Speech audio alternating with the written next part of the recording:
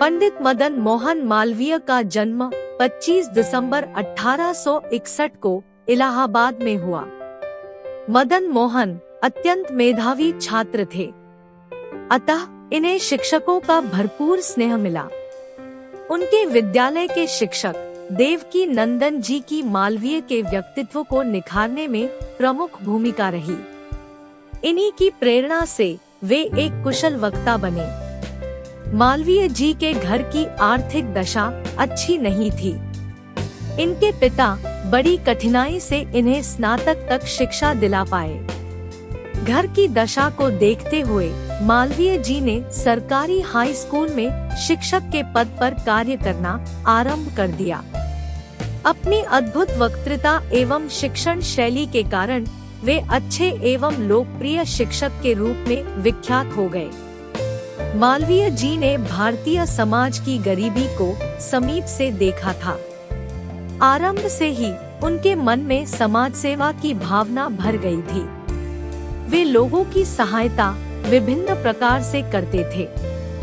उनका दृढ़ मत था कि भारत की गरीबी तभी दूर हो सकती है जब यहाँ की जनता शिक्षित और प्रबुद्ध हो तथा उनका अपना शासन हो। मालवीय जी देशभक्ति को धर्म का ही एक अंग मानते थे। वे धार्मिक संकीर्णता एवं सांप्रदायिकता के घोर विरोधी थे। वे देश की प्रगति एवं उत्थान के लिए सर्वस्व त्याग एवं समर्पण की भावना के पोषक थे। सन 1902 में संयुक्त प्रांत असेंबली के चुनाव में मालवीय जी सदस्य निर्वाचित हुए। अपनी सूझबूझ, लगन और निष्ठा के कारण उन्हें यहाँ भी पर्याप्त सम्मान मिला। सन 1910 से 1920 तक वे केंद्रीय असेंबली के सदस्य भी रहे। सन 1931 में लंदन में आयोजित द्वितीय गोलमेज सम्मेलन में उन्होंने भारत का प्रतिनिधित्व किया। यहाँ उन्होंने खुलकर भारतीय पक्ष को सम्मेलन में प्रस्तुत किया।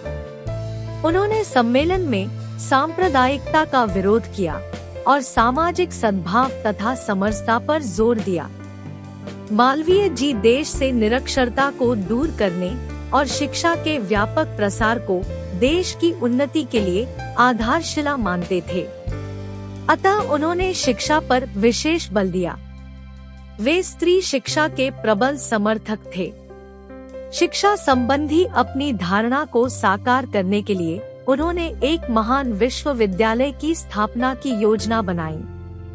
इसके लिए उन्होंने देशवासियों से धन मांगा। अपनी सामर्थ्य के अनुसार लोगों ने इस पुण्य कार्य में सहयोग किया। तत्कालीन काशी नरेश ने विश्वविद्यालय के लिए पर्याप्त धन तथा भूमि दी। अपनी ईमानदारी, लगन एवं परिश्रम के कारण उन्हें इस कार्य में सफलता मिली।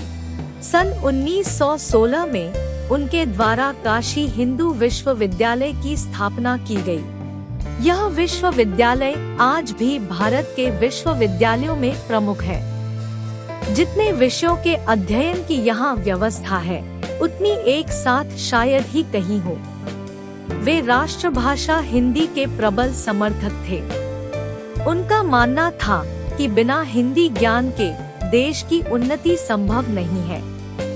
पूरे जीवन अथक परिश्रम करने वाला भारत माँ का यह सपूत सन 1946 में सदा के लिए सो गया। अपनी कीर्ति के रूप में मालवीय जी भारतीयों के मन में आज भी जीवित है।